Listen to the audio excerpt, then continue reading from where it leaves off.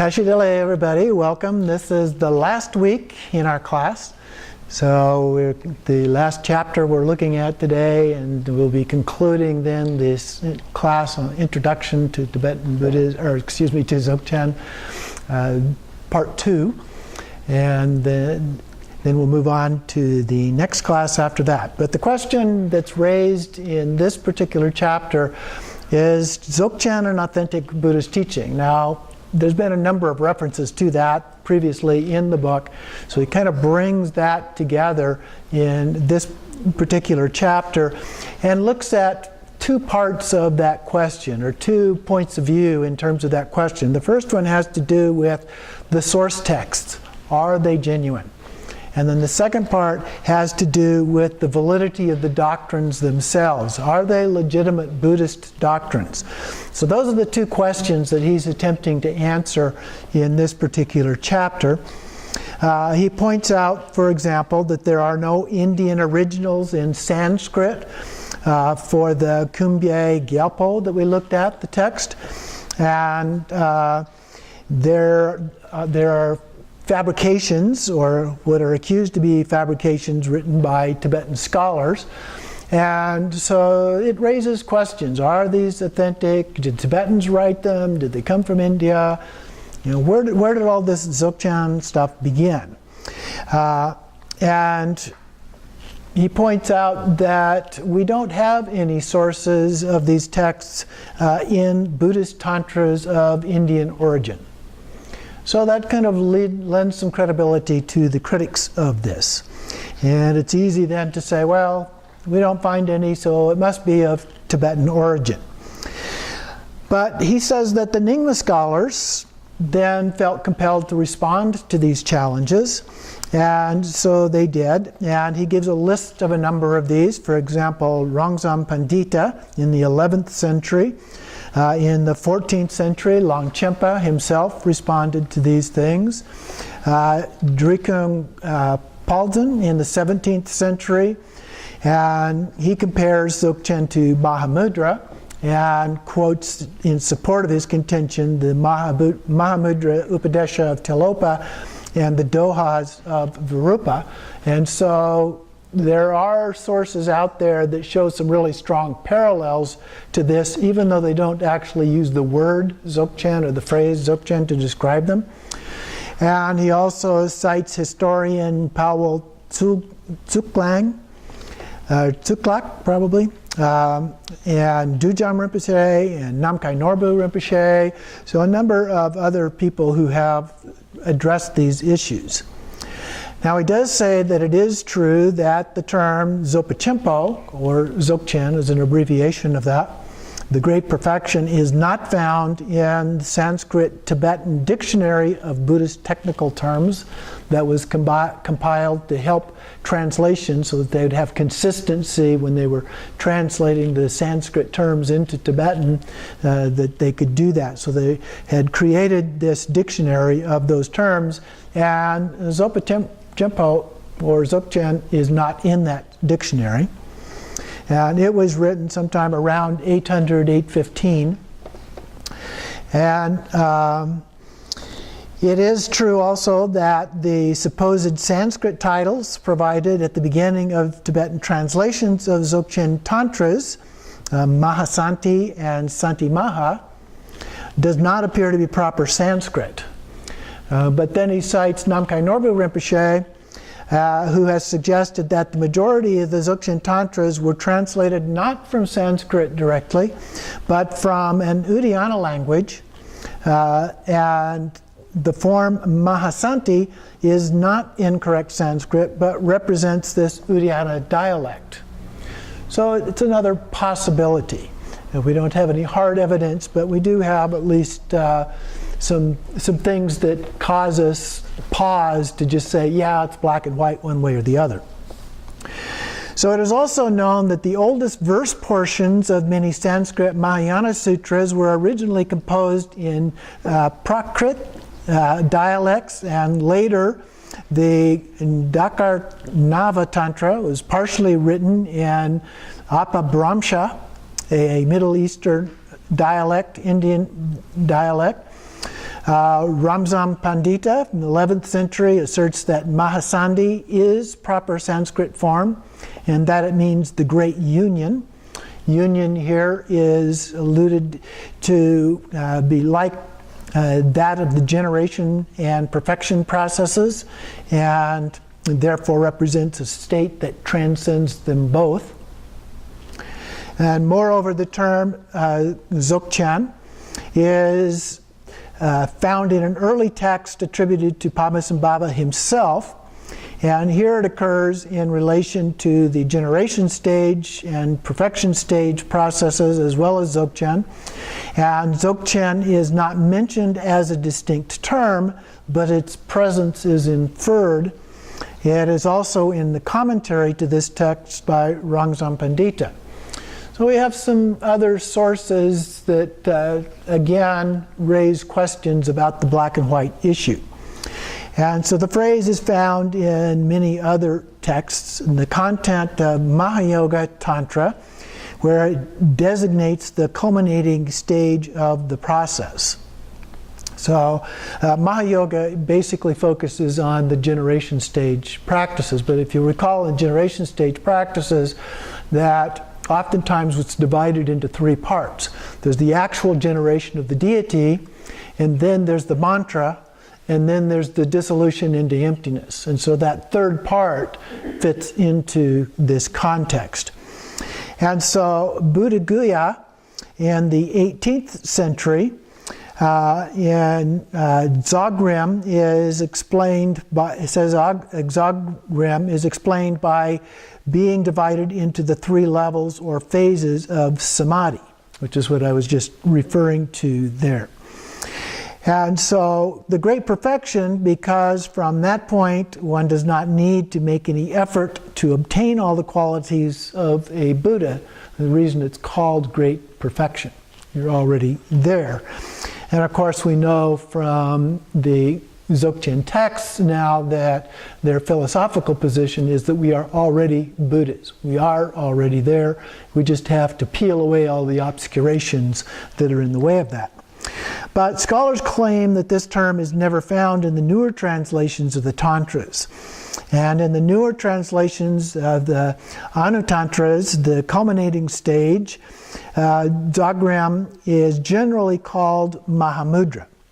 And all of the evidence suggests that Dzogchen teachings of Gyalpa Dorje originally pertained to the state which lay beyond tantric transformation, and Gyalpa Dorje transmitted these teachings only to his close disciples. So we see the parallels with Mahamudra, and many of the teachers today will say that Dzogchen, particularly the Trekcho, and Mahamudra are the same. Some will even say it's the same as Madhyamaka, the middle way teachings. So they're very close to each other. There are nuanced differences, and then when we get into Togal, of course, then we have something that is fairly significantly different as well. But the essence of the Dzogchen teachings, the Trekcho teachings, are essentially the same as Mahamudra. Now, whether or not that language, Mahamudra versus Dzogchen, where that originated, how that manifested and transferred into Tibet, is still kind of an open question. We've got bits and pieces of evidence, as he's pointing out here. So he says this is not at all unusual in Tantra. So Upadesha is very private and intimate instruction given by the master to the disciple.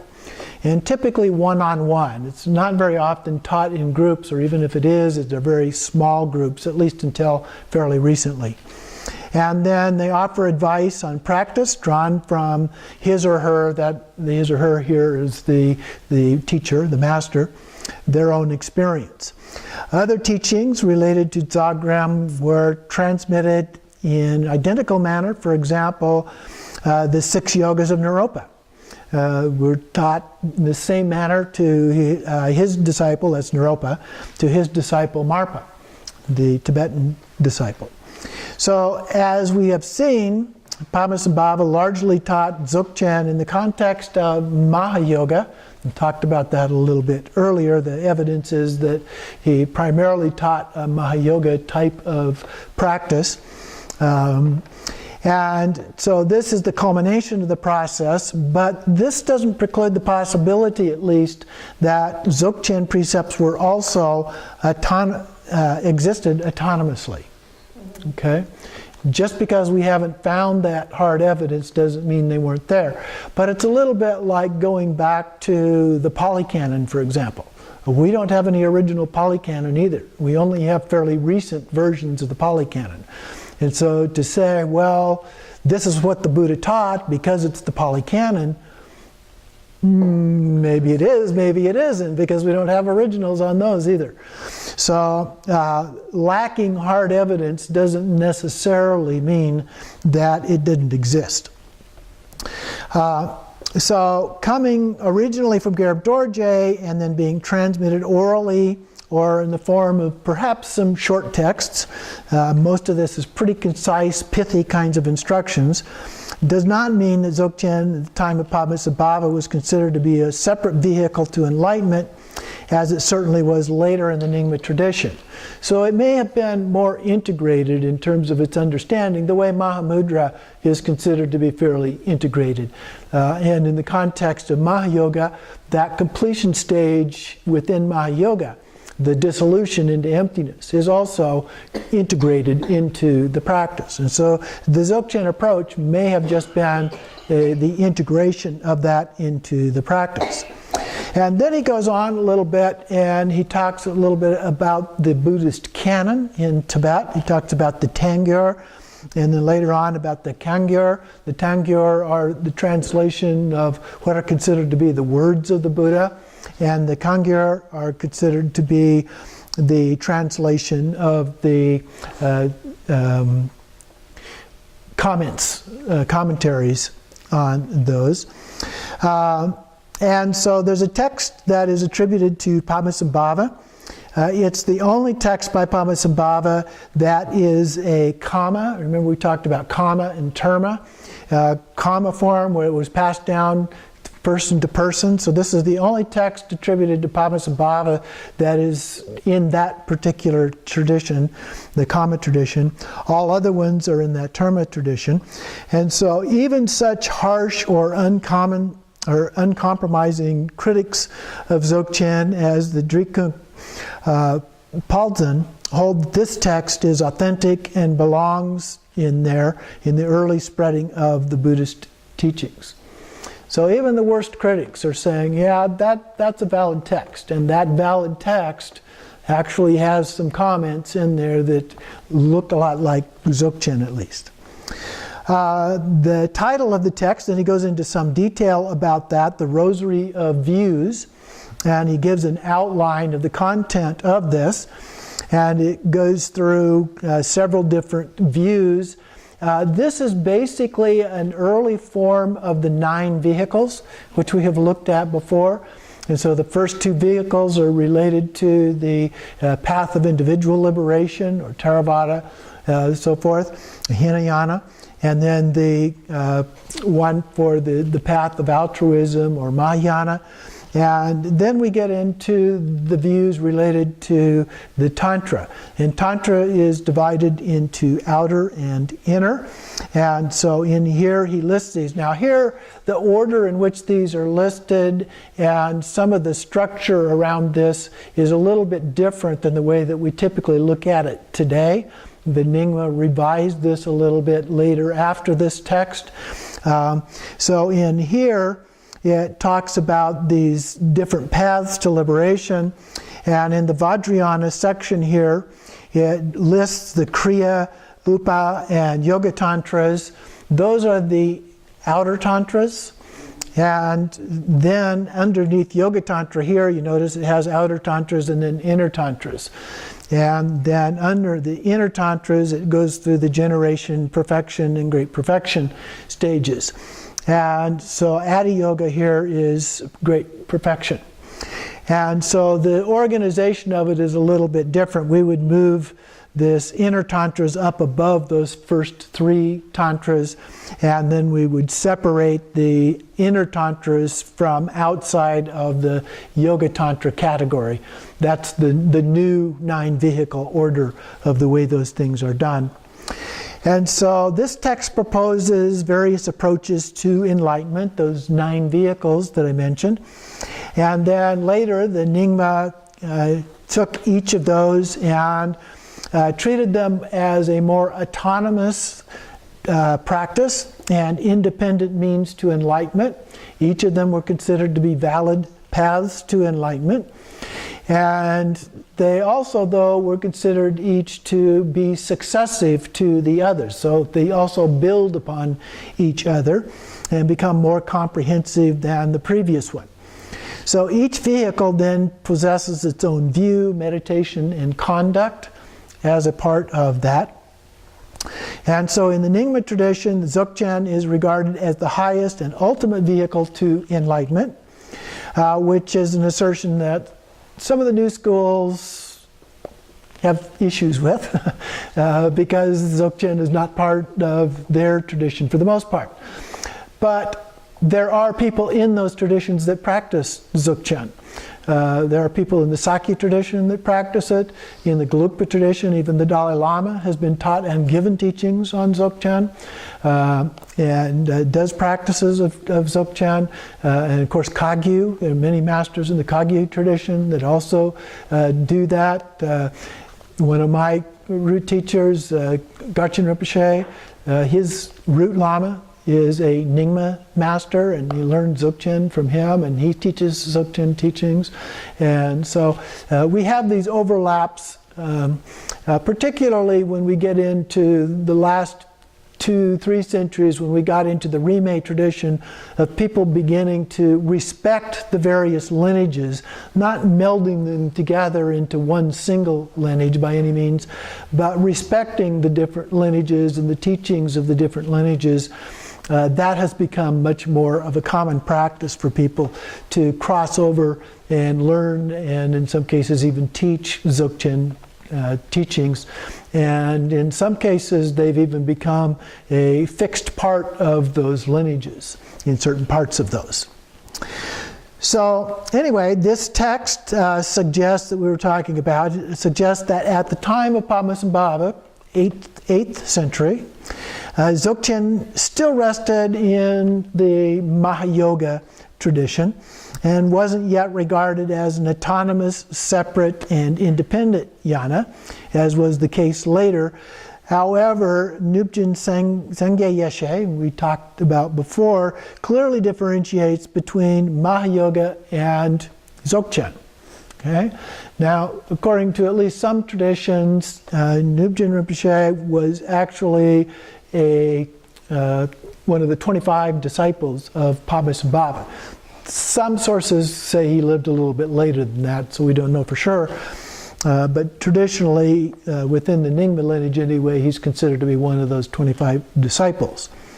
Although the 2 Dzogchen texts have been found at Tung Huan that we mentioned before and looked at, no Dzogchen texts are listed in the catalog of translated Buddhist texts in the early period, in the 8th century. They put together a catalog of those texts, and none of those, including the 2 that were found in that library, are mentioned in that catalog.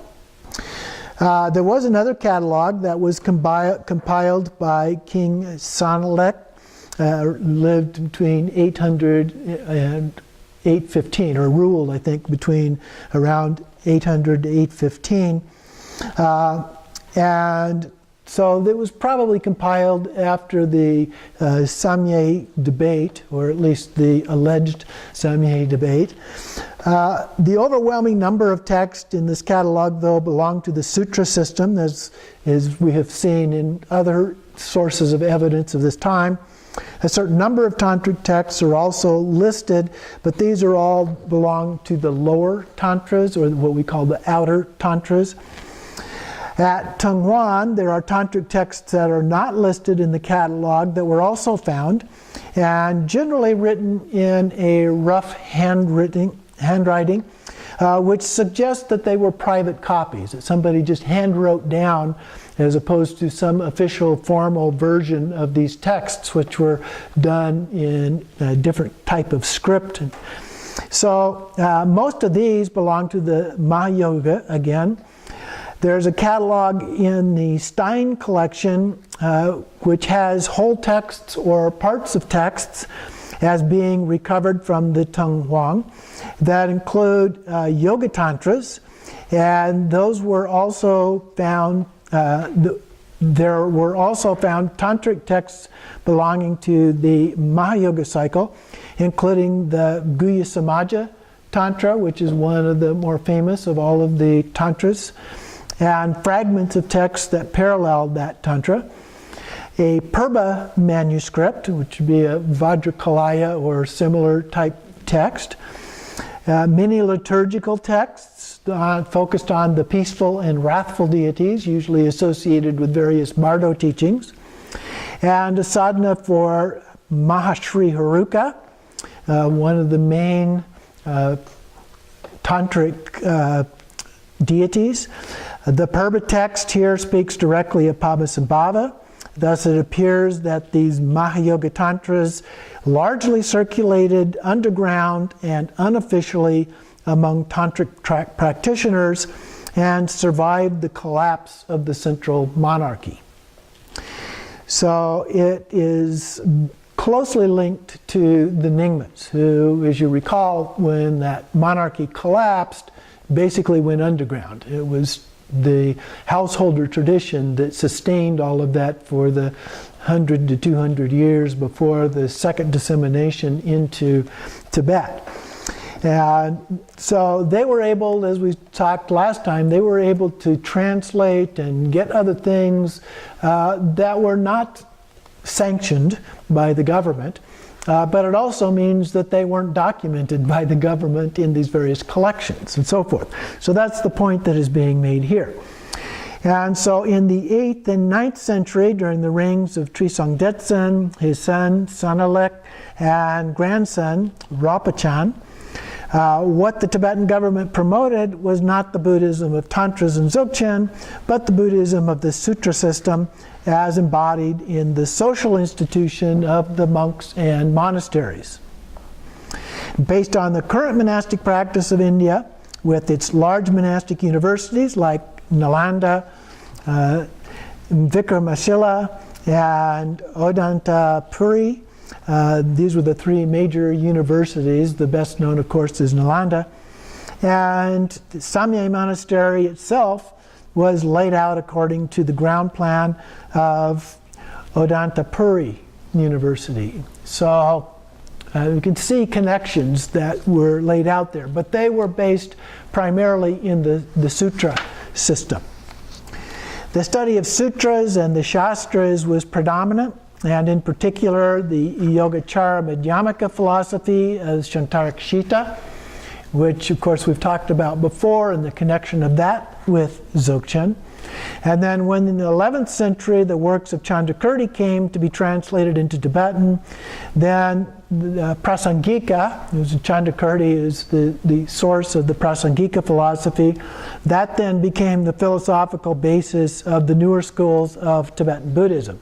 So basically we have the Sotantrika, which was written in the 6th century. These are the three main schools of Madhyamaka middle way. So we have the Sotantrika, which was written in the 6th century.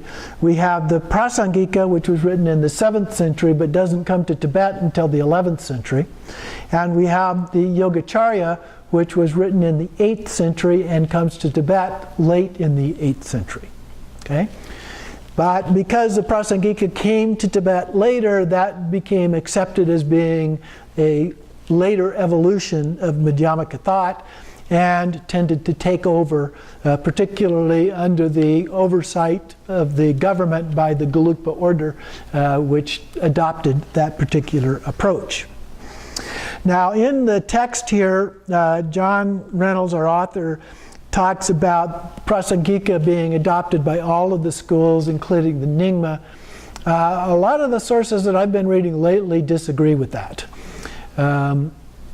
And that may be just a difference in time between when he was writing and the information that was available and what's been made available since then. But there seems to be some disagreement about that. The Nyingma seem to be more interested in the Shintong or the Yogacarya approach. But with people like the Nyingma master Mipam writing texts that say, well, they both have their point of view that are helpful. We just need to be a little bit more open-minded in understanding the applicability of these different approaches. I think that all of them have become somewhat more accepted. So continuing on then, the monks residing in the newly erected Buddhist monasteries in Tibet then could practice the lower tantras as individuals or in group practice, but it was otherwise the early period for the higher tantras or Mahayoga. The translation of the practice of these tantras was not approved or sanctioned by the government. Only in later centuries did the Anuttara tantras become the most popular form of tantric practice among the Tibetan schools. So eventually these highest yoga tantras became the predominant teachings. But in that process, they became what I sometimes refer to as being Buddhicized. They became very highly symbolic in nature. And I think that there is evidence that that process actually took place not in Tibet, but in India.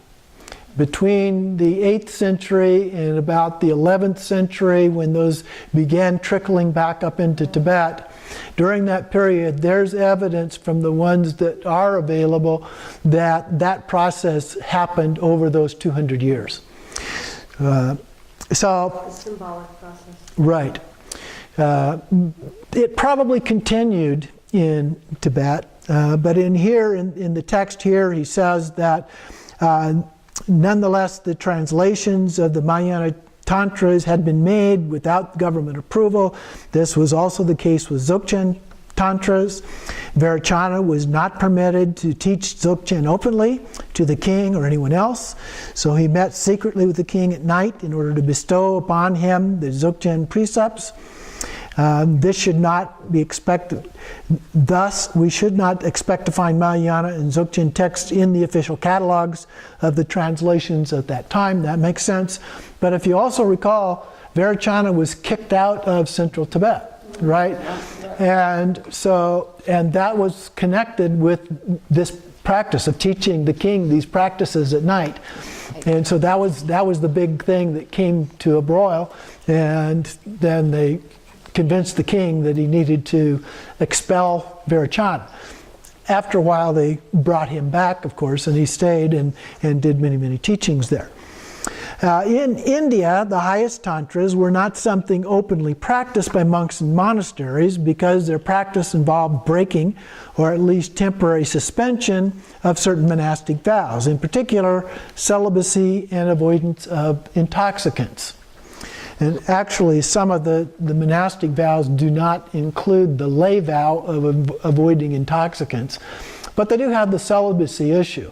And one of the ways that it appears that that's been dealt with in the monastic tradition, where they do the actual sexual yoga practices, and it's usually reserved for just the very highest level of lamas in most lineages, is that, and here he says that they kind of, what was the word he used?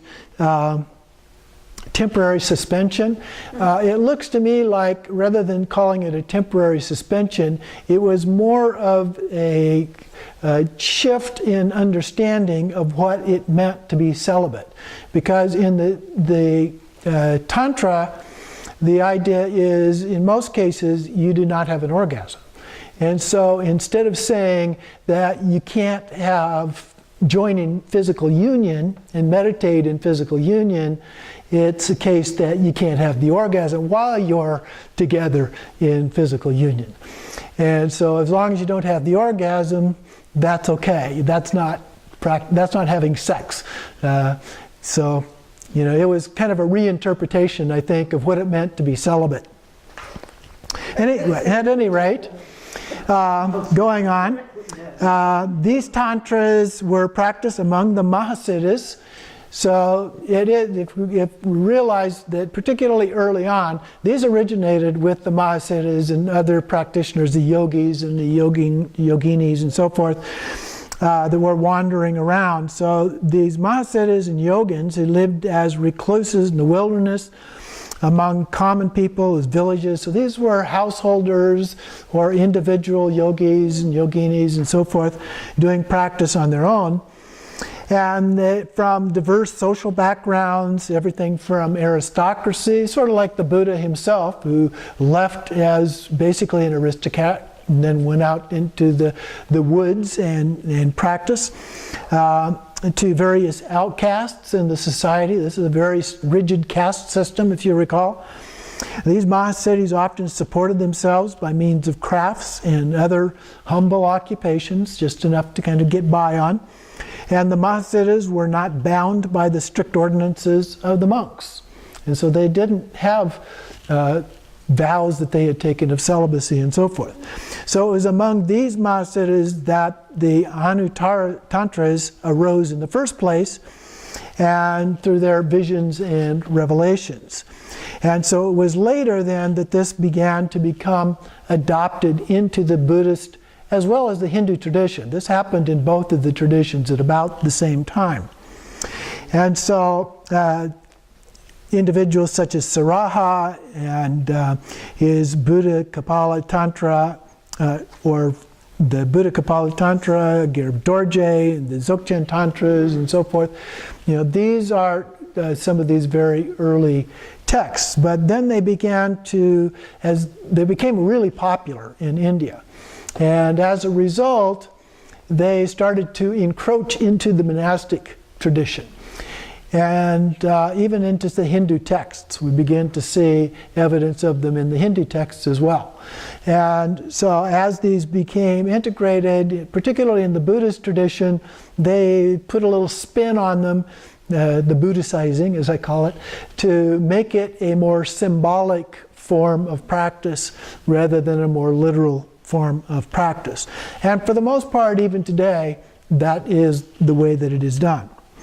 So these Anuttara Tantras are filled with bizarre symbolism involving open sexuality, even promiscuity, and a cult of wrathful deities. Hindu cults of Bhairava and Kali are very similar. The blood sacrifice in the Hindu versions become a dough figure or sacrificial cake, a torma, in the practice in the Buddhist tradition. And in the same way, the Shaktas and followers of Kali, the Buddhist Mahasiddhas, often sought out lower caste or outcast girls to be their tantric practitioners. Originally, the Ganachakra Puja, or we usually use the word Tsok feast, these feast practices or tantric feast, required in addition to eating meat and drinking wine, the engaging in actual sexual intercourse between partners in the same way as it is related in the Shakta rite of Chakra Puja. So the shock value of these practices, which I think was a part, if you look back at the development of Tantra in the first place, which was done outside of the standard traditions. And this was a time in India where you have a very, very rigid social structure. And people were kind of fed up with it. It reminds me a little bit of the 60s in this country. And you get people, the hippies, so to speak, who would reject social conventions and do anything to violate the social convention. So if the convention says you don't have free sex, they went out and had free sex. You don't drink alcohol, they would drink alcohol. So they would go and do these things. It also just reminds me of a bunch of teenagers getting a keg of beer, going out in the woods and having a party. So there's an element to this. It's a very counterculture kind of a movement. But it became very popular, and it began to take on these religious elements, and it may have had them right from the very beginning. kind of related to some of the fertility rituals. And that may have been the origin of this, was they used that as a method of expressing this counterculture urge that they had. And so anyway, this created quite a shock value, as some people like to do. And so these rigid social conventions of the establishment, whether Buddhist or Brahmanical priestly piety, were challenged through these processes. So here we're dealing with the emergence of different places of the same anti-establishment archetype that derives ultimately from the ancient pagan fertility cults. First in India, later in Tibet, Anuttara Tantra was something practiced in secret in order to avoid social censure and government persecution. So it's not something you're going to do in public. You wanted to do it in private, and so you didn't make a big deal out of it. You didn't go writing these things down, things that could get you in a lot of trouble. And so it's no wonder that the Buddhist Yabyum images depicting deities engaged in sexual union have not been found in India. It took centuries before the Anuttara Tantra became socially acceptable in India, Nepal, and Tibet.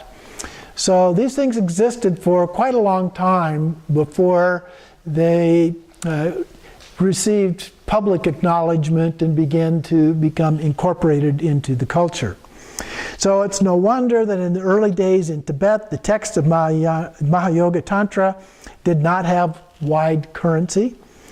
And to allow the uninitiated to see or read them was not only a violation of the tantric vows, but dangerous and possibly life-threatening for the adept themselves.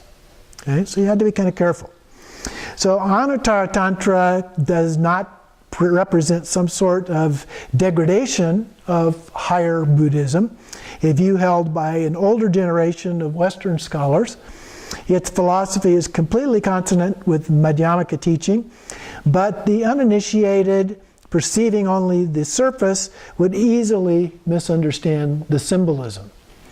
It's not something you can interpret just from the way things are written. You have to have some knowledgeable explanations of what that symbolism really is.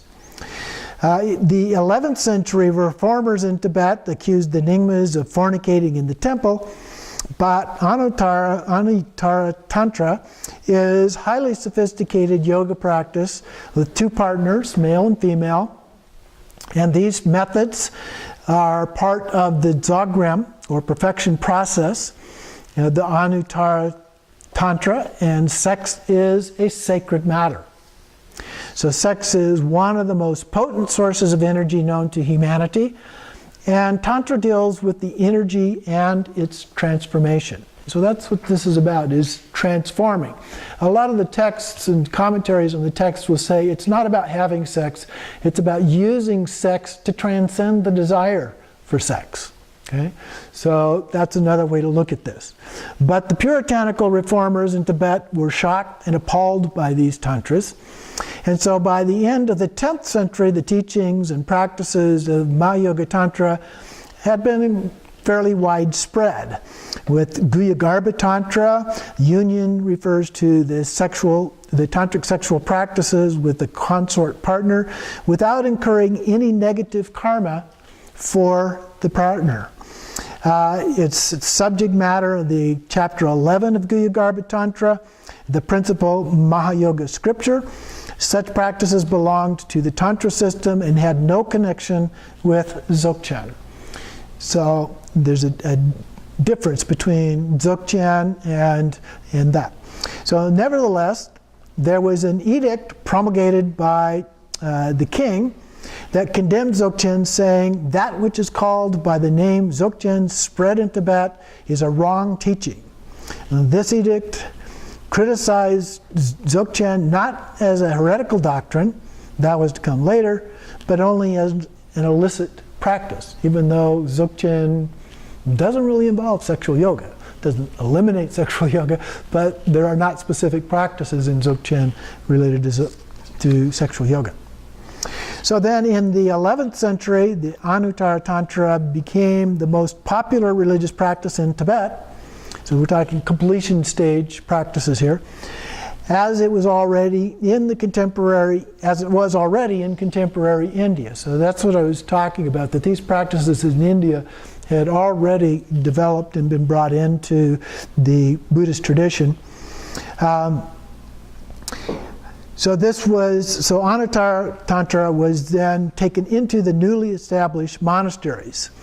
Its prestige was too high in India and Nepal to do otherwise, and too high to continue to insist that it was not genuine Buddhism. It just became too popular, so they couldn't reject it. But in order for Anuttara Tantra to be accepted, its style of practice had to be altered to make it suitable for monks. And so they began to, in order for them to keep their vows, thus the Anuttara Tantra became practiced in the style of the lower Yoga Tantras. So yogins or female practitioners were not allowed to attend the rites of Ganachakra Puja held in the monasteries. Their presence was only visualized by the monks. Meat and wine were consumed, but only in very small amounts. And so even now, if you go to an empowerment, typically they don't give you a whole glass of wine. What they usually do is give you a very small, little small spoon, and you get a few drops of wine, that kind of a thing in the process. And the meat is symbolically given in the form of dutsi pills, those little tiny pills that are part of this. And their nature was considered to have been transubstantiated during the course of the ritual, so that the monk was not partaking of ordinary meat and wine, but amrita, or nectar. Moreover, there was a growing tendency among the Sakyapas,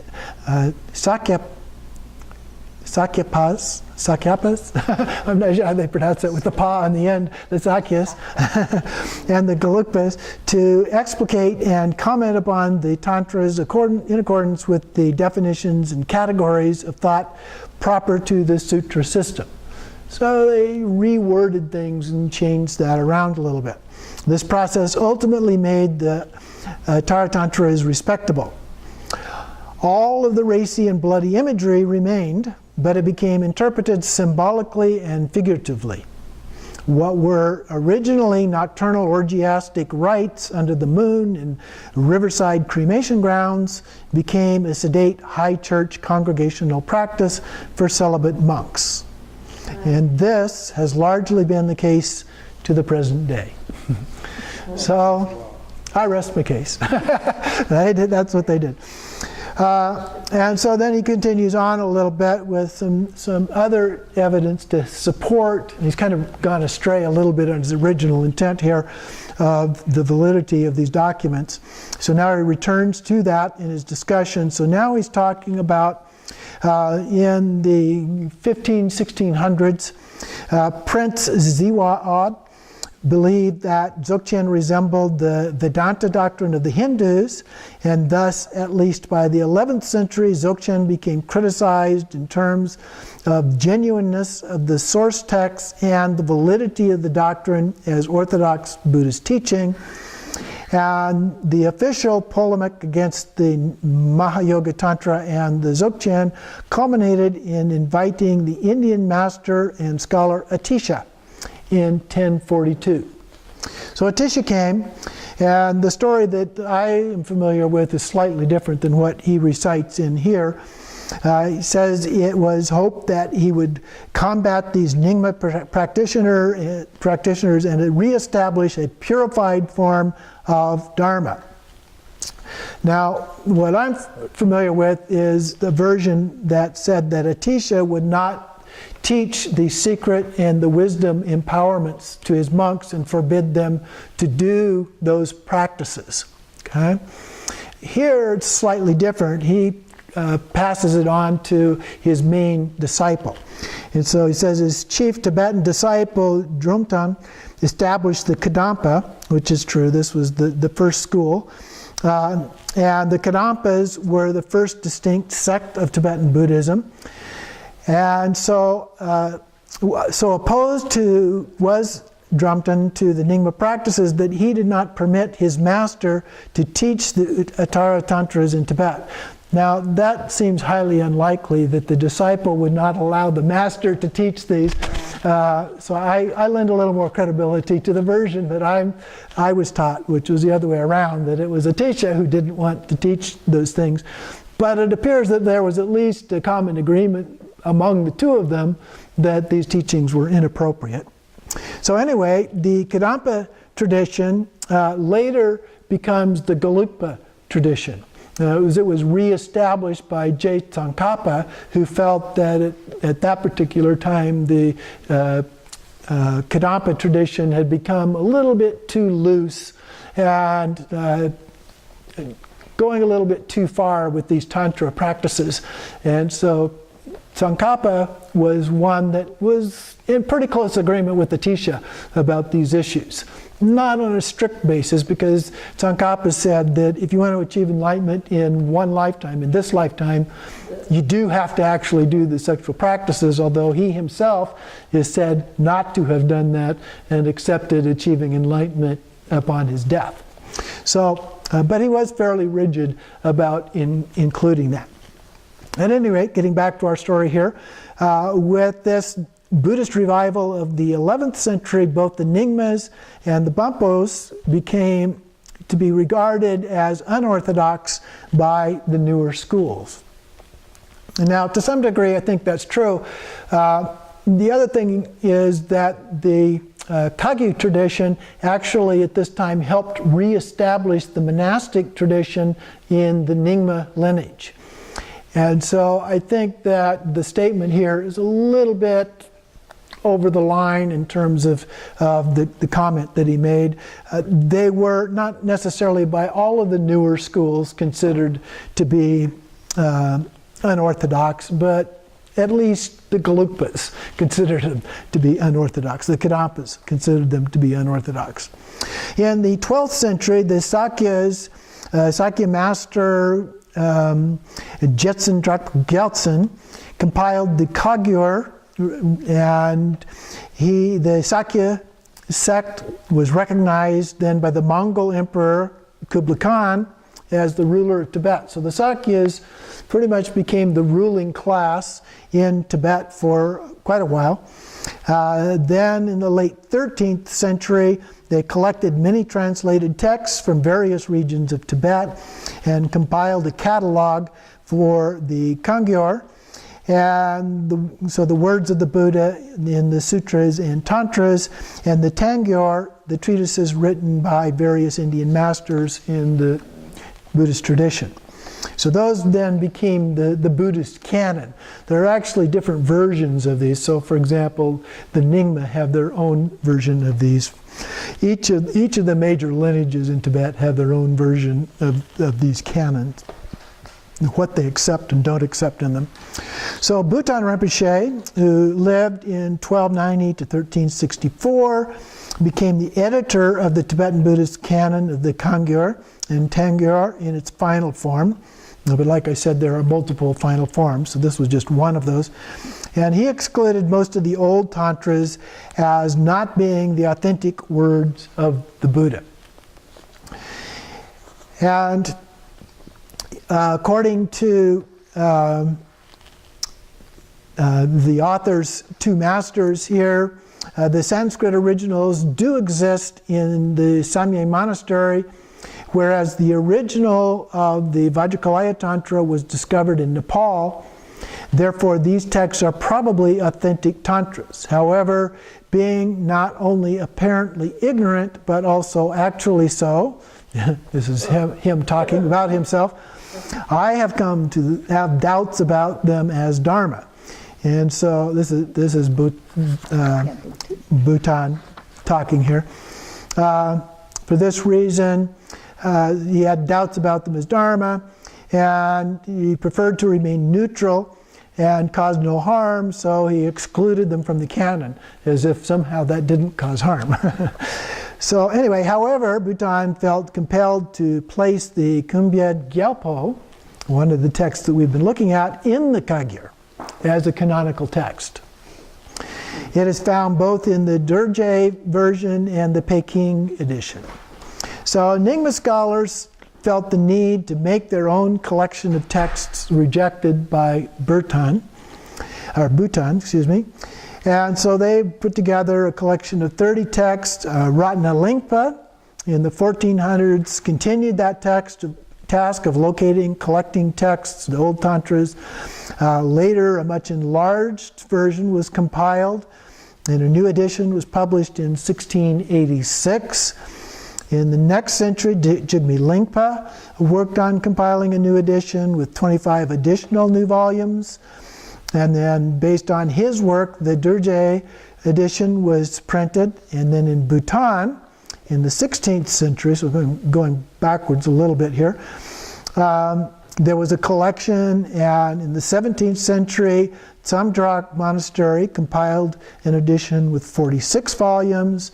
The Nyingma tradition regards all of these old translation tantras as being Buddha Vachana, or the authentic word of the Buddha, and orthodox doctrine. So we can see there are lots of different versions of these things began to get put together, and there are different versions, as I mentioned, in the other main lineages. So the Kagyu have their version, and the Galupas have a version, and the Sakyas have a version, and so forth, and what they accepted. Most of it is either very, very similar or the same. But they do have their nuances of difference of what they accept. And increasingly, some of the things that the Nyingmas that were originally excluded as Nyingma texts, they have found Sanskrit versions, and so then those have sometimes been included, or at least accepted, even if they weren't officially included in the canon. At least they became accepted as valid texts. So quite a history in terms of the competition, as well as the understanding of some of these things.